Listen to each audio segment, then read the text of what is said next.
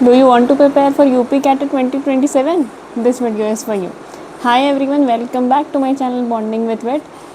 बहुत टाइम से बच्चे मेरे से बोल रहे थे कि दीदी प्रिपरेशन के ऊपर भी वीडियो बना दीजिए, लेकिन आई एम वेरी सॉरी, इस वीडियो को बनाने में मुझे बहुत लेट हो गया।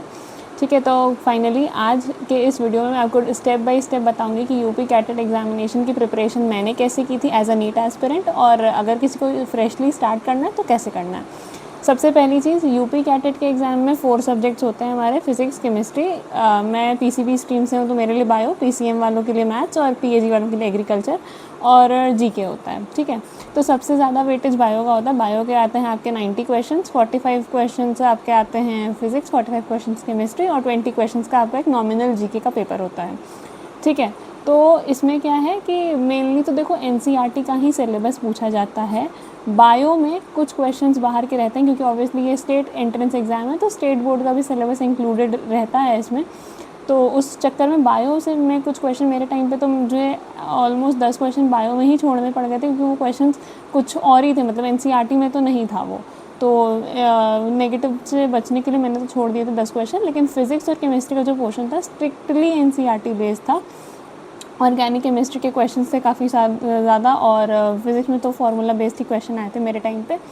ठीक है, तो जीके बहुत नॉमिनल थी, मतलब कॉफ़ी प्रोड्यूसिंग स्टेट पूछा था, मतलब बहुत छोटे छोटे क्वेश्चन जो आप 9th 10th में पढ़ते आ रहे होते हो वही। मैंने जीके के लिए स्पेसिफिकली तो मैंने कुछ प्रिपेयर नहीं किया था, लेकिन जो क्वेश्चन थे वो मेरे प्रीवियस नॉलेज में कहीं ना कहीं फंस गए, तो मैंने उसको कर लिया था।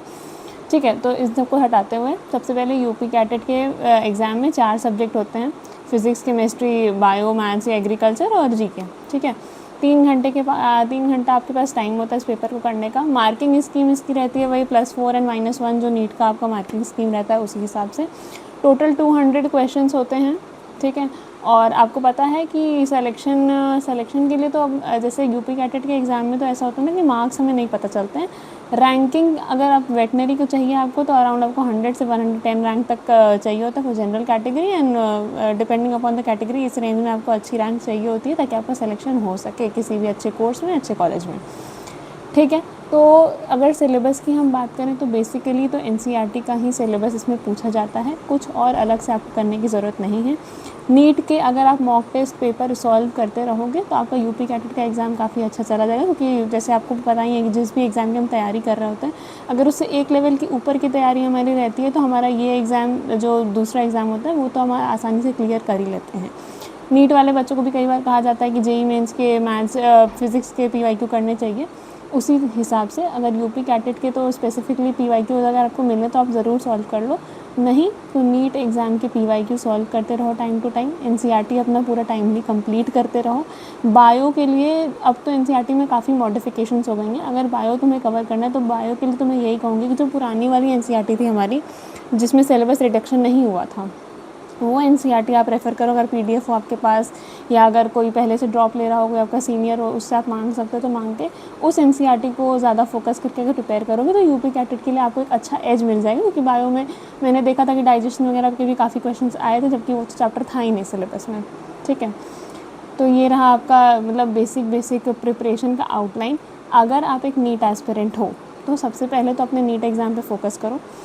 नीट एग्ज़ाम के बाद आपको पता चल जाएगा आपका सिलेक्शन हो रहा है या नहीं हो रहा है। उसके बाद 1 महीना आपको टाइम मिलता है, 1 महीने बाद ही यूपी कैटेट का एग्ज़ाम होता है बेसिकली। तो उस 1 महीने में आप क्या करो, फार्मूला शीट्स रिवाइज़ करो, शॉर्ट नोट्स रिवाइज़ करो और क्वेश्चंस लगाते रहो, तो उतने से आपका यूपी कैटेट के लिए बहुत सफिशिएंट प्रिपरेशन हो जाएगा। मैंने इतना ही किया था अपने यूपी कैटेट के एग्ज़ाम से पहले। मैंने सिर्फ आकाश में मैं पढ़ती थी तो आकाश के एनसीईआरटी मैप्स देखे थे और फार्मूला शीट्स और ये फार्मूला शीट्स वगैरह रिवाइज़ किया था, और मैंने स्पेसिफिकली यूपी कैटेट के लिए कुछ भी नहीं किया था। मैंने नीट की प्रिपरेशन अच्छे से करी थी, फोकस किया था, और उसी प्रिपरेशन के बेसिस पर मैंने अपने यूपी कैटेट का एग्ज़ाम दिया था एंड मेरा यूपी कैटेट का एग्ज़ाम में सिलेक्शन हो गया था। ठीक है, और जो बच्चे हैं जिनको यूपी कैटेट के लिए ही स्पेसिफिक प्रिपरेशन करना है, आपके लिए भी सेम स्टेप्स हैं। पहले अपना पूरा सिलेबस कंप्लीट करो, एनसीईआरटी का पूरा सिलेबस आपका कंप्लीट होना चाहिए। टाइम टू टाइम आपको मॉक टेस्ट लगाते रहना है, मॉक टेस्ट स्किप मत करना, बिल्कुल मत करना। नीट के ही मॉक टेस्ट लगाओ और जितना भी प्रैक्टिस पेपर जो भी मिले वो सब अपना सॉल्व करते रहो। ठीक है। सिलेबस आपका पूरा कंप्लीट होना चाहिए, सिलेबस मत छोड़ना, है ना, क्योंकि हर एक चैप्टर का, हर एक टॉपिक का इक्वल वेटेज होता है। कभी कभी ऐसा लगता है कि जो चैप्टर लीस्ट इंपॉर्टेंट होता है उसी से सबसे ज़्यादा क्वेश्चन दे देता है, फिर वो टॉपिक मतलब फिर उसके वजह से बहुत दिक्कत हो जाती है। तो हर एक चैप्टर कंप्लीट करना है, प्रॉपर शॉर्ट नोट्स बनाने हैं, रिविजन बहुत इंपॉर्टेंट है, सबको पता है, जितने लोग भी प्रिपरेशन करते हैं सबको पता ही है कि रिविजन करना कितना इंपॉर्टेंट है, और मॉक टेस्ट सॉल्व करना है। ये एक आउटलाइन है आपके यूपी कैटेट के प्रिपरेशन के लिए। एज अ नीट एस्पिरेंट अगर आप प्रिपेयर कर रहे हो, नीट की प्रिपरेशन अच्छे से करोगे, यूपी कैटेट का एग्ज़ाम का आराम से हो जाएगा क्लियर, ठीक है। बस नीट के बाद आपको कुछ कुछ चीज़ों में एक्स्ट्रा इनपुट डालना पड़ेगा। और जीके के लिए भी आप यही कर सकते हो कि जीके बेसिकली थोड़े बहुत जीके के क्वेश्चन हमको पहले से पता होते हैं, अपनी प्रीवियस नॉलेज को एक बार रिवाइज़ करोगे ना, तो जीके उतने से मेरे को लगता है बेसिक जीके तो हो ही जाता है। और कोई प्रिपरेशन रिलेटेड डाउट हो, कोई दिक्कत हो, तो मुझे कमेंट सेक्शन में पूछना, मैं वो बताऊंगी। और जिस भी वीडियो की ज़रूरत हो मुझे कमेंट सेक्शन में बताना, मुझे जब टाइम मिलेगा मैं वीडियो ज़रूर बनाऊंगी, ठीक है। वीडियो पसंद आया हो तो लाइक शेयर सब्सक्राइब ज़रूर कर देना, दोस्तों को शेयर कर देना जिन्हें प्रिपरेशन करनी है। और देखो, प्रिपरेशन के टाइम पे ना काफ़ी अप्स एंड डाउन्स आते हैं, तो उसको होल्ड ऑन करना सीखना पड़ेगा। लेकिन जब आप इस प्रिपरेशन के लूप से बाहर निकलोगे ना, तो उसके बाद भी प्रॉब्लम्स हैं, बट एटलीस्ट वो प्रिपरेशन का लूप जब ख़त्म होता है ना, तो आपको बहुत रिलीफ हो जाएगा। तो प्रिपरेशन के टाइम्स के अप्स एंड डाउन्स के लिए भी हमेशा रेडी रहना। जो कोई दिक्कत हो, कोई परेशानी हो, जो अगर मेरे से सॉल्व हो सकती है तो मुझे कमेंट सेक्शन में ज़रूर बताना। आपकी प्रिपरेशन के लिए ऑल द बेस्ट, है ना। मैं डिटेल में बता दूँगी फिजिक्स केमिस्ट्री बायो कैसे कैसे क्या करना है, बस मुझे कमेंट सेक्शन में बताना। और किसी और टॉपिक पे वीडियो चाहिए हो तो वो भी मुझे कमेंट सेक्शन में ज़रूर इंटीमेट करना, मैं जल्दी ही वीडियो बनाने का ट्राई करूँगी। Okay, thanks for watching, all the very best.